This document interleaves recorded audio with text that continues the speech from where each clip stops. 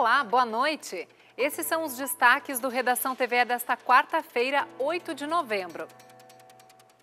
Empresa aeronáutica anuncia investimento de 3 bilhões de reais em planta de produção de aviões no município de Guaíba. Direto de Paris, pesquisador gaúcho fala sobre os impactos dos gases do efeito estufa e o avanço do aquecimento global.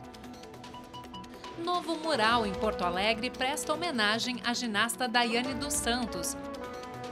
E ainda os lançamentos e a movimentação do público na 69ª edição da Feira do Livro, direto da Praça da Alfândega da capital.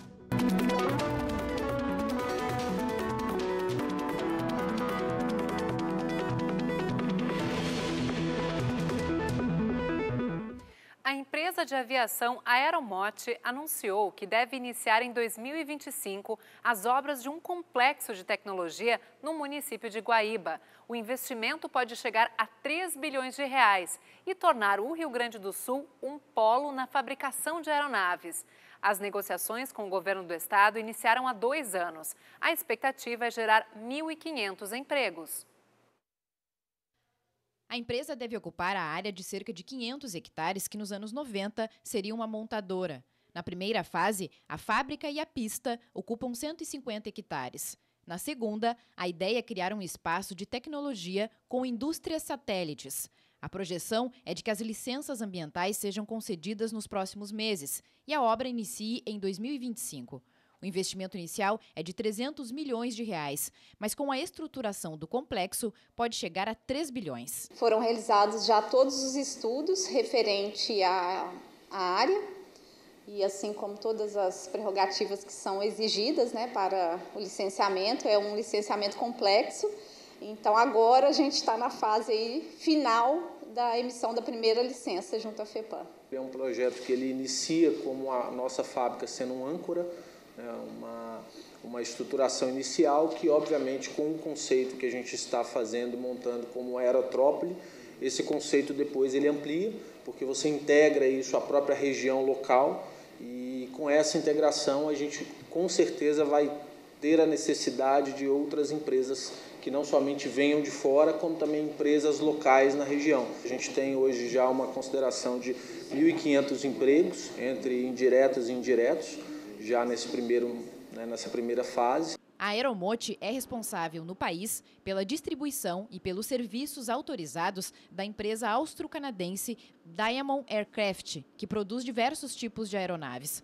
O modelo fabricado aqui, chamado de DA-62, é um bimotor de 7 lugares, com valor estimado de 3 milhões de dólares.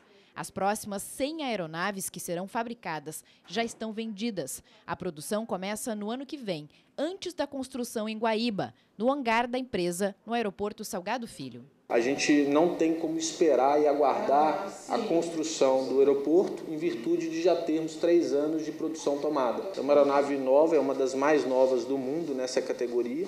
Ela foi certificada em 2015. Importante mencionar também que isso é progressivo, então para agilizar o processo, a gente está trazendo a aeronave desmontada no primeiro momento, em CKD, e futuramente ela vai se tornar uma aeronave quase que 100% brasileira. Conforme o presidente, a perspectiva é de que o projeto possa desencadear o desenvolvimento de outras aeronaves, tecnologias e componentes. O acordo que nós temos é, a partir do momento que nós iniciarmos a produção das primeiras aeronaves, nós vamos começar a fazer análises de componentes que vão ser produzidos ou não no Brasil mediante análise de custo-benefício. E aí, se a gente tomar a decisão de fabricar aqui no Brasil, por exemplo, os trem de pouso da aeronave, esse trem de pouso vai ser fabricado para todas as plantas, não somente para aqui.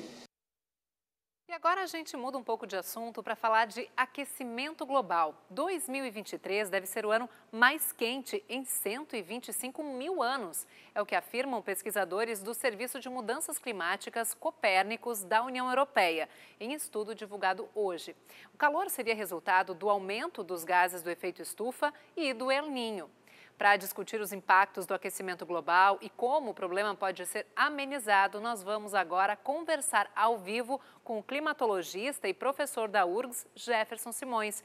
Ele que também é vice-presidente do Comitê Internacional de Pesquisa Antártica e cientista sênior do Programa Antártico Brasileiro. E o professor Jefferson fala hoje com a gente direto de Paris, onde ele participa de um encontro internacional que reúne pesquisadores da área. Professor Jefferson, conta pra gente, em primeiro lugar, então, que encontro é esse, né? Quais são os objetivos? Boa noite e bem-vindo aqui ao Redação TVE. Boa noite a todos. Sim, nós estamos aqui num encontro que se chama Um Planeta, as regiões polares, mas também as geleiras extrapolares dos trópicos, das regiões temperadas. E a grande questão aqui que está sendo colocada é qual é o comportamento dessas massas de gelo que cobrem 10% do planeta Terra frente ao aquecimento. Cabe lembrar que as regiões polares estão aquecendo 3 a 4 vezes mais do que os trópicos. E isso tudo está forçando um derretimento muito rápido dessa massa de gelo. Nós estamos vendo mudanças bruscas, tanto nas geleiras e mais ainda, mais importante, nas geleiras dos trópicos, geleiras que dão, inclusive, para a Amazônia. Isso tudo está sendo discutido, é um encontro financiado pelo governo francês para ver que medidas nós podemos tomar para mitigar e também entender melhor como essas massas enormes de gelo e neve vão responder a essas mudanças.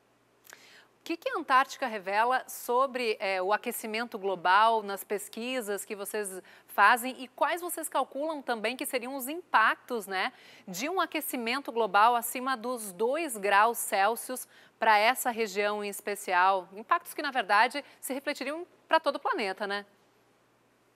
Na verdade, nós já trabalhamos com um aumento de 1,5 a 2 graus centígrados na temperatura média global do planeta, e isso já tem um impacto enorme em aumento do nível do mar, que é estimado entre 50 a 70 centímetros, isso vertical, mudanças no padrão de circulação atmosférica oceana com maior frequência de eventos extremos, e se passar desse limite, por exemplo, chegar a 3 graus, partes da Antártica poderiam desestabilizar e jogando muito mais gelo no oceano e aumentando mais o nível dos mares, por exemplo. Mas temos uma série de outros processos ocorrendo, como maior acidificação do Oceano Austral, afetando a biota, e como nós estamos vendo na América do Sul, um maior aumento da variabilidade do clima, com eventos extremos. É claro que, especificamente esse ano, nós temos um fator natural adicionado, que é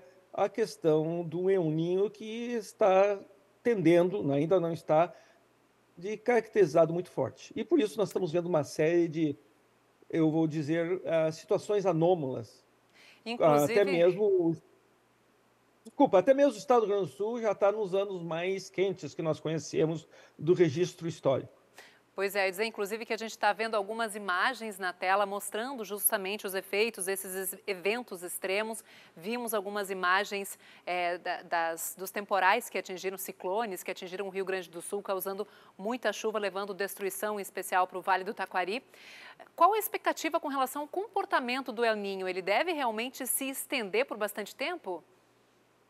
Olha, especificamente, não é a minha área, eu trabalho com gelo e neve, mas o que nós estamos vendo é uma área maior do Pacífico aquecida, mas ele ainda não atingiu seu máximo, ainda ele tem um potencial de aquecer mais ainda. Então, o cenário que nós estamos vendo pode, inclusive, se intensificar. Mas não se sabe ainda em relação se vai ou não aumentar, mas já está caracterizado um aquecimento anômalo de uma área muito grande do Pacífico, forçando, é claro, essa série de processos, principalmente de maior precipitação na região sul do Brasil.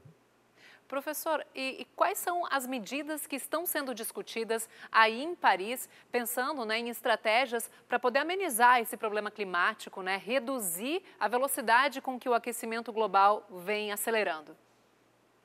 Na verdade, o encontro aqui está mais discutindo o impacto desse aquecimento e das mudanças do clima, quer natural ou induzidas pelo homem, na massa de gelo. Lembrando que o planeta Terra tem cerca de 28 milhões de quilômetros cúbicos de gelo. Se a gente botasse isso em todo o território nacional, todo o Brasil estaria coberto com cerca de 3 quilômetros de gelo, ou um pouco mais.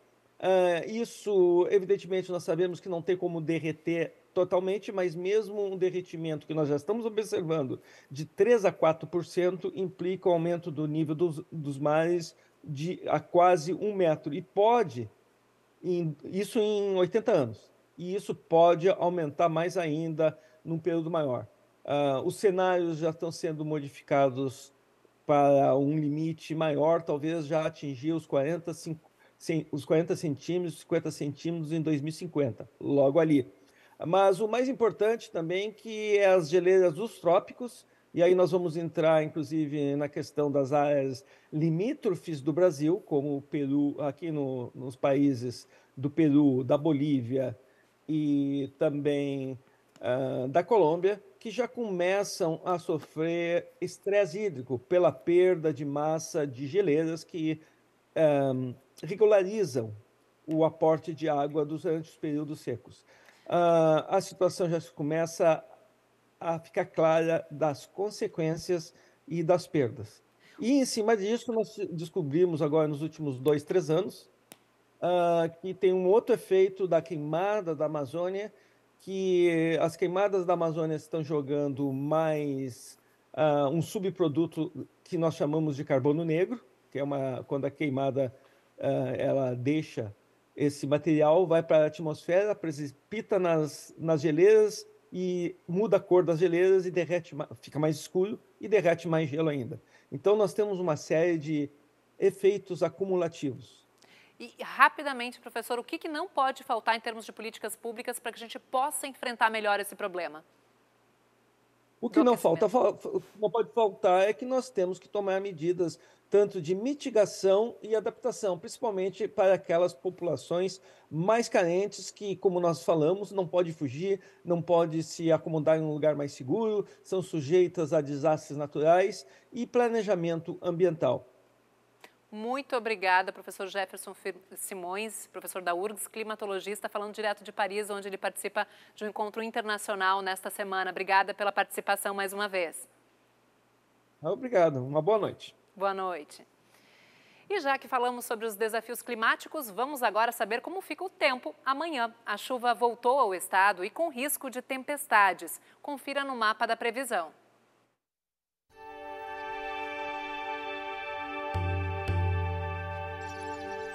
A instabilidade se espalha pelo território gaúcho e pancadas de chuva podem ocorrer em todas as áreas ao longo desta quinta-feira. Na maior parte das regiões, o céu permanece fechado, com algumas aberturas de sol. Há alerta de temporais com raios em quase todo o estado, mas o volume de chuva deve ser baixo. Já as temperaturas diminuem um pouco e se mantêm mais amenas. As máximas ficam perto dos 25 graus na maior parte dos municípios. Em Porto Alegre, um dia de tempo instável com pouca variação térmica, dos 19 até os 22 graus. Já em Rio Grande, muitas nuvens e chuva isolada, com mínima de 13 e máxima de 25. E em Bento Gonçalves, os termômetros vão dos 16 aos 24 graus. E nós vamos agora a um breve intervalo. Na volta tem as informações da Feira do Livro de Porto Alegre, direto da Praça da Alfândega. E ainda, veja como ficou o painel em homenagem à ginasta Daiane dos Santos. Na capital gaúcha, uma quarta-feira cinzenta e abafada. Neste momento, no alto do Morro Santa Teresa, temperatura na casa dos 26 graus.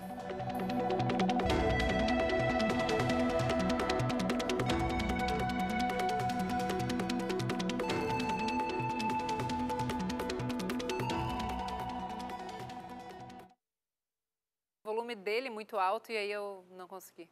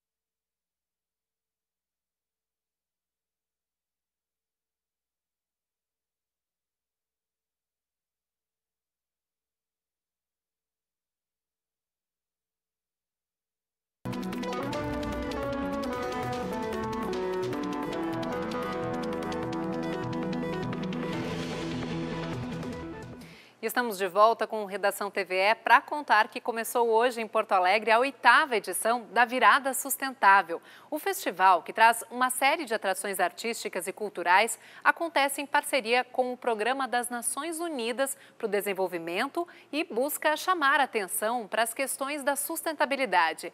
Nesse ano, o evento convidou o artista Kelvin Kubik, famoso pelos trabalhos com murais, para criar um painel gigante em homenagem à ginasta Daiane dos Santos, atleta gaúcha que conquistou o mundo. Uma lembrança viva na memória de gaúchos, brasileiros e de muitas pessoas no mundo, pois a imagem da ginasta Daiane dos Santos conquistou a primeira medalha da ginástica do Brasil em um mundial há 20 anos, em tamanho gigante, agora recebe quem entra em Porto Alegre pela Elevada da Conceição.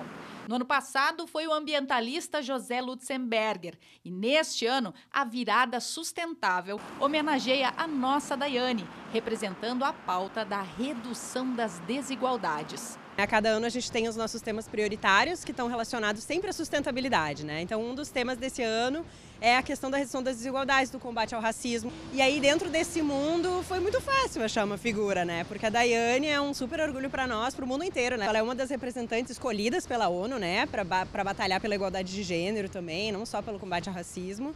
Então, e eu acho que a Daiane hoje em dia, ela é essa figura popular, né? Ela sempre foi a ginasta, hoje em dia ela tá essa mulher maravilhosa que tá dançando, que tá fazendo de tudo, né? Tá lutando para as pautas importantes. Então, isso tem tudo a ver com a virada, porque a virada mistura sempre sustentabilidade com cultura desse jeito alegre, propositivo, né?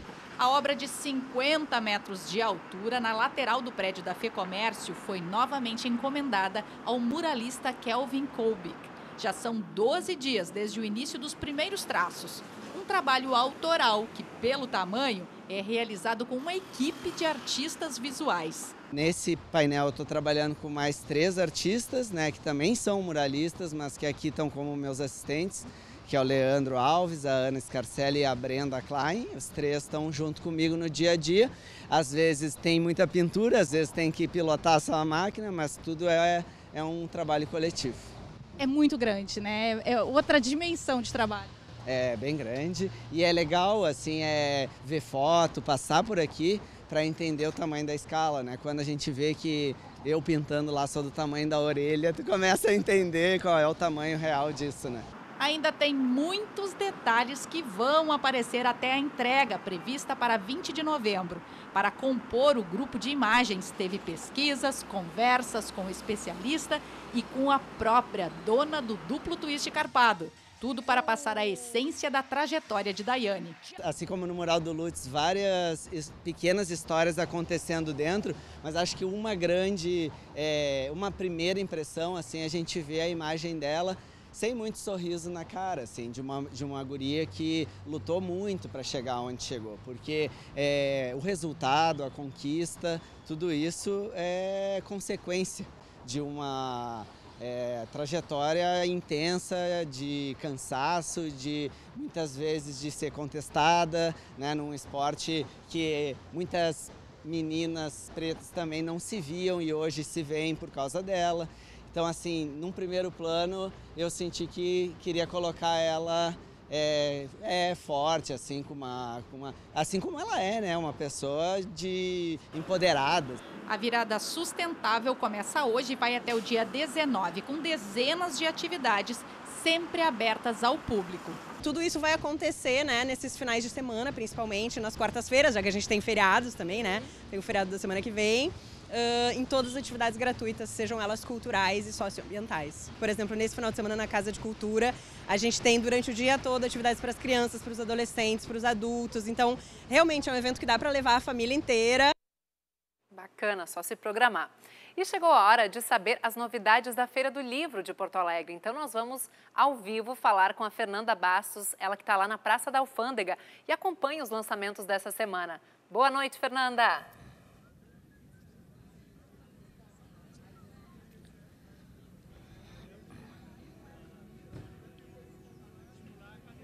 Olá, boa noite, Dalva, boa noite para todo mundo que está nos acompanhando.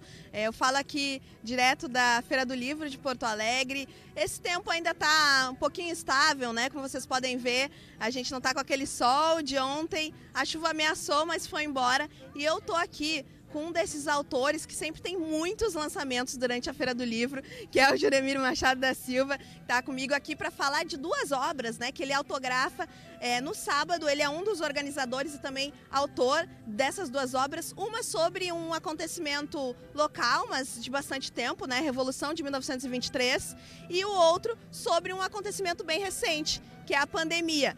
Juremir, vamos começar falando, né, da Revolução de 23, que foi tema dos festejos Farroupilhas, né? Essa obra, 100 anos da Revolução de 1923, História, Mídia e Cultura, ela vai analisar como a imprensa noticiou, e foi um acontecimento que ele teve bastante repercussão fora do estado, é isso mesmo? Bem-vindo aqui ao Redação TV. Obrigado, Fernando, prazer te ver. Pois é, nós estamos rememorando 100 anos da nossa última Guerra Civil. Imagina isso, nós tivemos uma guerra civil, chimangos e maragatos, claro, se mataram, se degolaram mutuamente, e tudo isso por uma discussão sobre interpretação da Constituição do Estado. Foi o nosso último entreveiro, a nossa última guerra civil.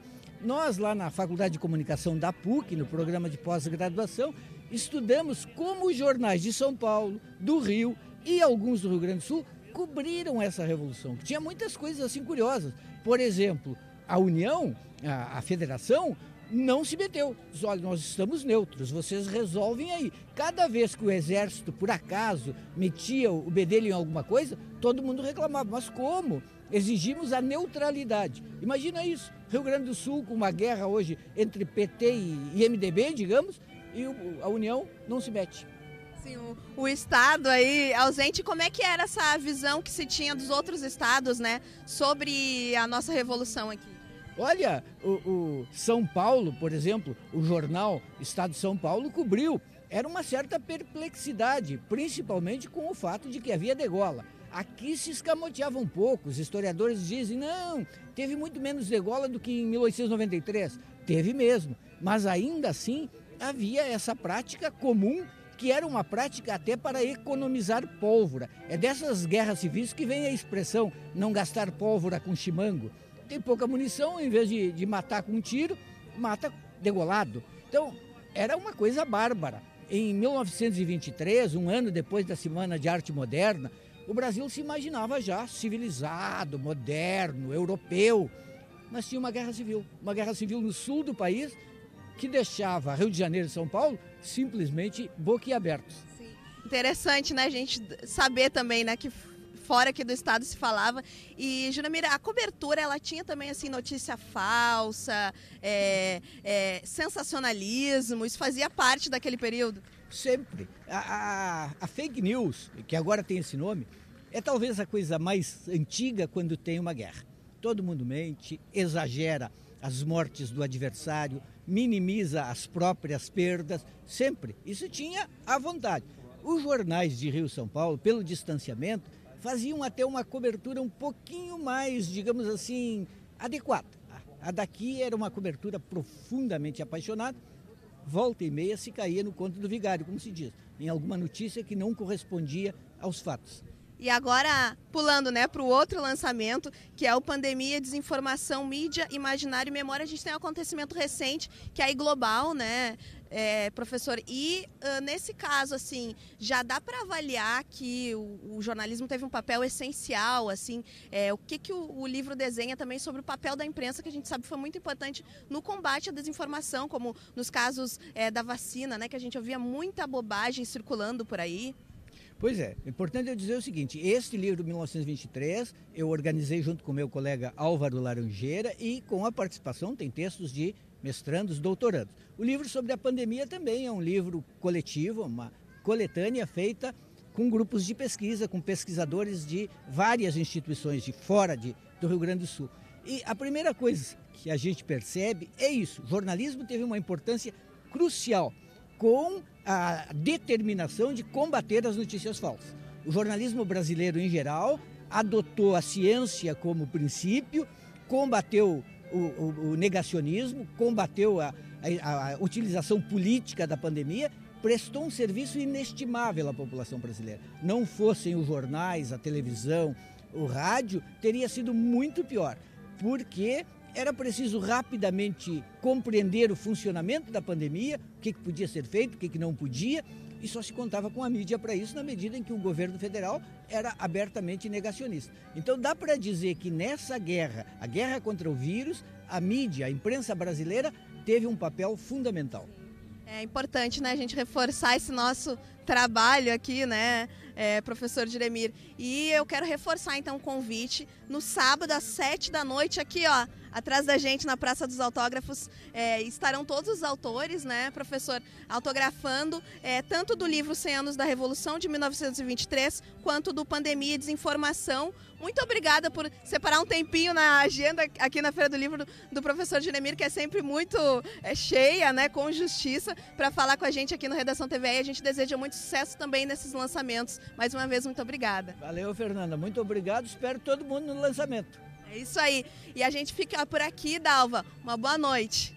Obrigada, Fernanda. Assuntos muito interessantes desses 2 livros. Bela entrevista. E como falamos antes, hoje começa a Virada Sustentável de Porto Alegre. São diversas atividades artísticas e de conscientização sobre sustentabilidade que vão até 19 de novembro em espaços como a Casa de Cultura Mário Quintana, a Redenção e o Largo dos Açorianos. Toda a programação é gratuita e pode ser conferida nas redes sociais do evento, @Virada Sustentável Poa. E logo mais tem a abertura no Teatro São Pedro com o espetáculo de estreia da Sim Jazz Orquestra e participação de Ernesto Fagundes, Vitor Ramil e Paola Kirst. A gente encerra com a Paola. Na sequência tem as notícias nacionais do Repórter Brasil. Muito obrigada pela sua companhia. Uma boa noite e até amanhã. Tchau, tchau. Que estas flores que me traz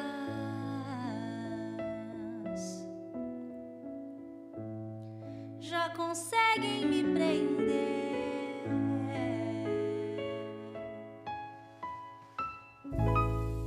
O vazio já não corta mais, mas não deixa esquecer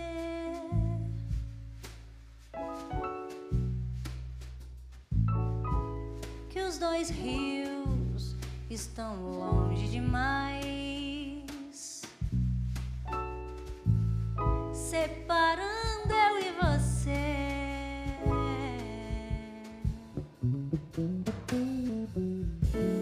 É longe pra quem não vê que o horizonte já está logo ali, e mesmo com os pés no chão, eu vou correndo pra colher a flor mais bela do jardim, que foi embora, mas o seu olhar ficou plantado em mim.